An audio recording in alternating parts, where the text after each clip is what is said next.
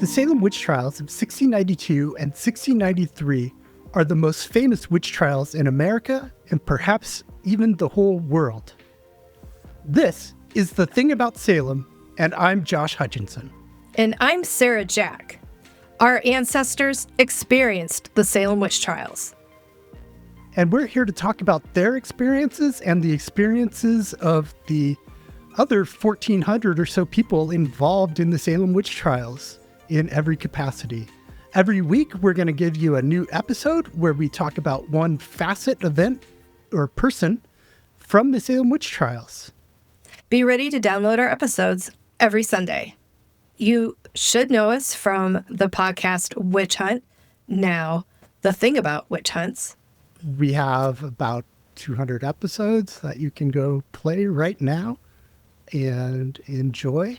On that show, we give in-depth coverage of all the witch hunts around the world. Here today, we're just going to focus in on the Salem Witch Trials, and that's what we're going to talk to you about every Sunday from now until forever. Thanks for joining us over here, and we look forward to engaging with you with this podcast too.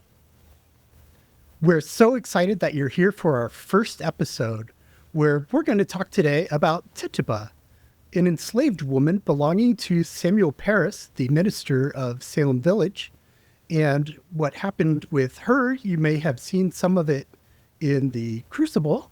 It's not entirely accurate. We're going to center in today on three really pivotal days in Tituba's life that got the ball rolling on the entire witch hunt. But first, a little bit of background information. We need to go to January 1692, the household again of Samuel Parris, minister in Salem Village, a community of farms that was just to the west of the main town of Salem. Samuel's daughter, Betty, who's about 9 years old, and his niece, Abigail Williams, who in real life is about 11 years old. She's older in the Crucible, and that's a bit of a change. So it's a 9-year-old and an 11-year-old in the household of Samuel Parris get sick. His other two children, Thomas and Susanna, do not get sick.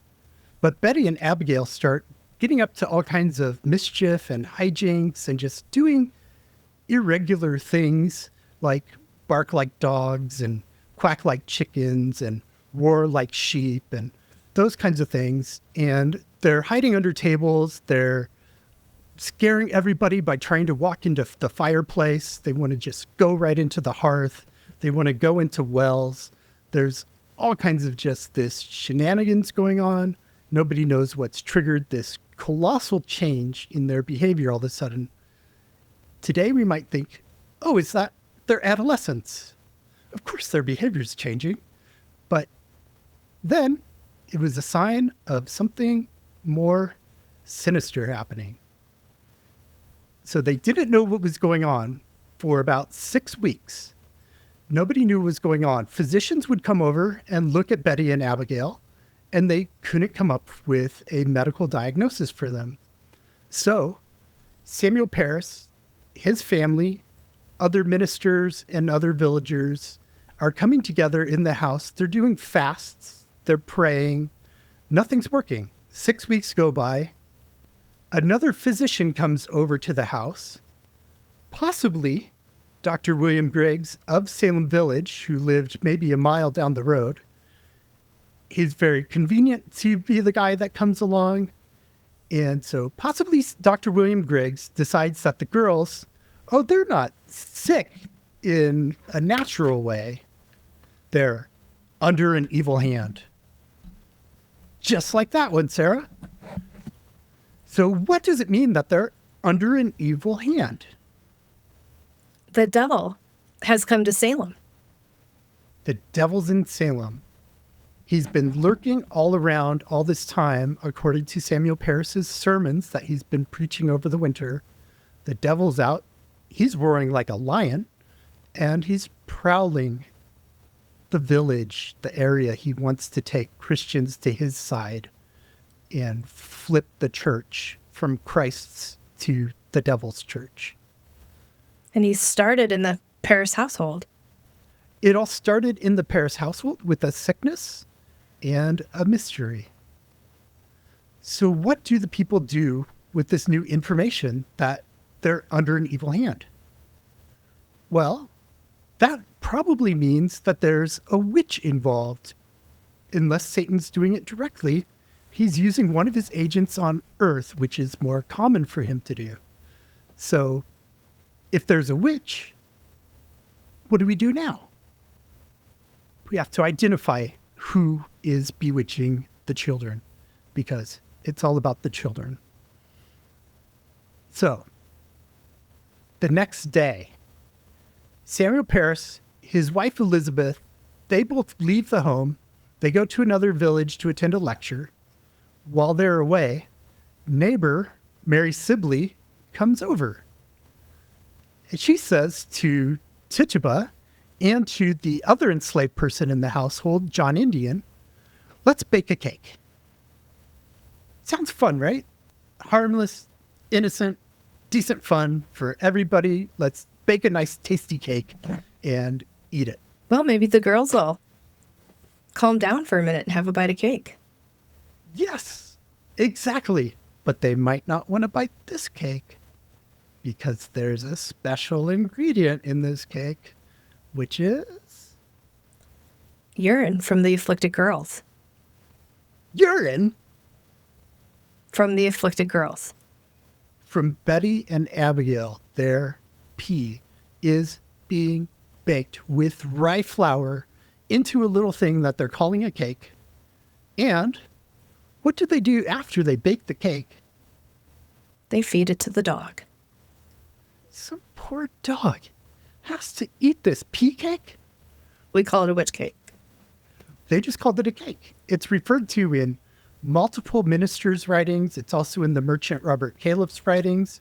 But Deodat Lawson, who was visiting the village in March and the beginning of April, wrote a book about his experience. And he wrote down that he had been informed about this cake experiment while he was there. And he says they baked a cake out of rye meal and the urine of the afflicted girls, and they fed it to a dog. And that was supposed to identify the witch. Not sure how it was supposed to identify the witch. Might have called the witch to the home where the cake was being baked. It might have made the witch ill or injured the witch in some way that would be noticeable. So people would put two and two together and figure that one out.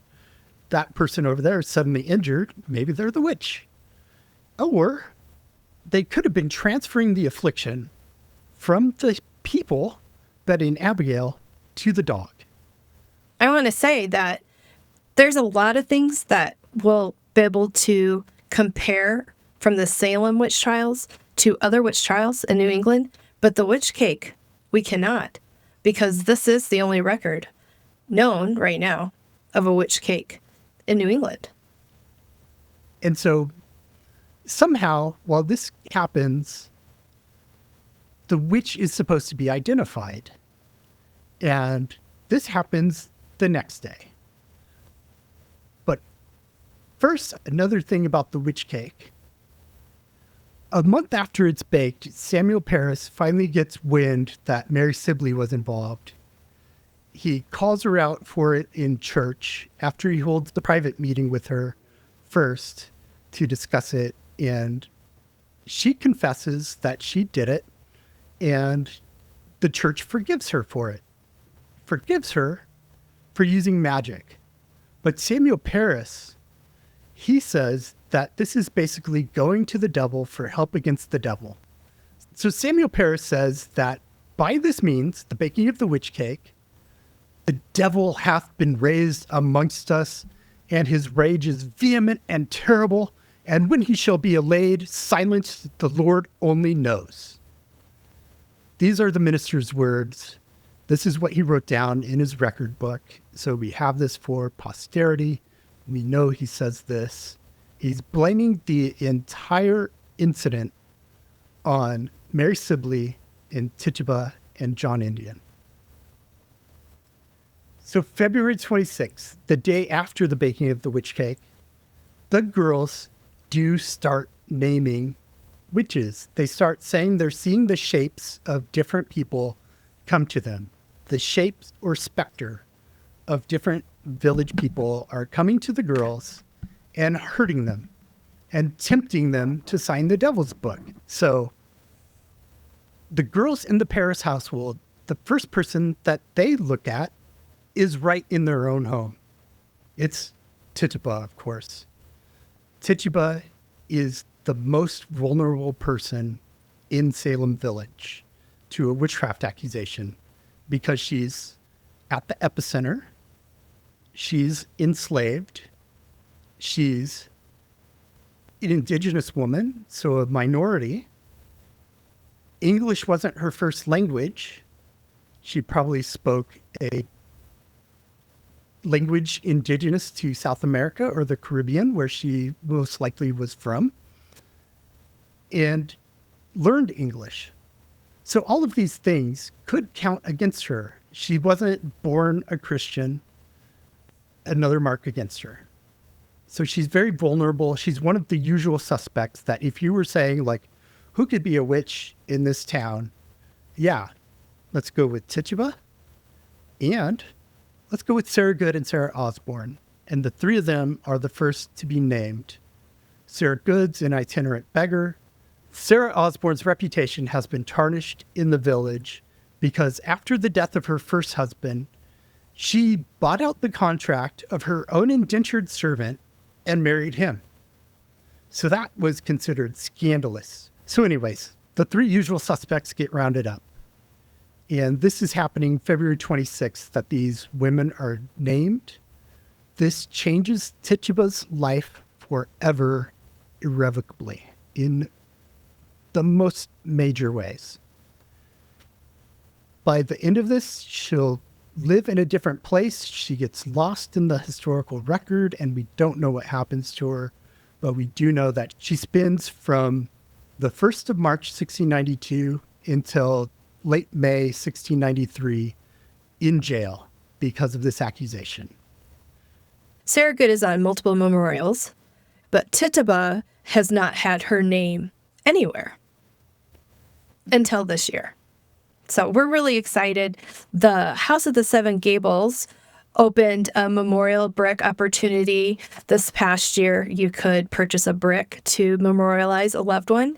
Our nonprofit, End Witch Hunts, wanted a way to recognize Tituba.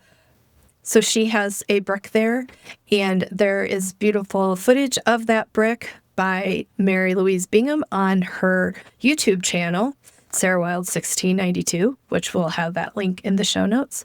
But you should and can go see the brick that says, "In memory of Tituba." It's in the walkway at the House of the Seven Gables in Salem. So go see it, and when you go see it, take some pictures and put them up on social media. We'd love to know about your experience there. Thank you for joining us for our first episode of The Thing About Salem. Thank you so much, and thank you for coming back next week, too. We're going to be putting out episodes every Sunday. And we have an exciting opportunity for you. You can join our Patreon club. Be a member. It's free to sign up. You'll see posts there. But if you want the real bonus goodies, all the extra stuff, the behind the scenes, the extra talk on episodes, questions answered, things like that, please join a membership tier of our Patreon. Go to patreon.com/aboutsalem. And check out our other podcast, The Thing About Witch Hunts, with nearly 3 years of weekly content, plus free bonus episodes. So there's nearly 200 episodes there. Go check it out. See you next time. See you next time.